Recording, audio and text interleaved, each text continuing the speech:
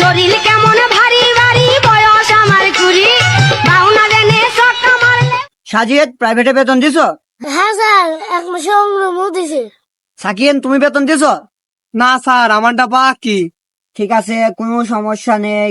সাজিদ তুমি বলো 1 আর 2 যোগ করলে কত হয়? হ্যাঁ স্যার, 3 হয়।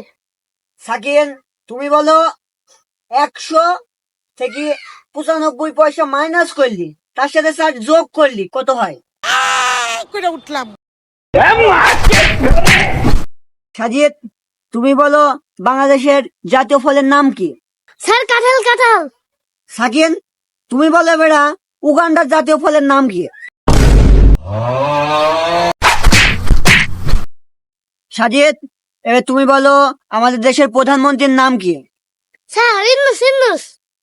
এবার সাকিন তুমি বলো ডক্টর ইউনূসের নানার খালু শ্বশুরের নাম কি?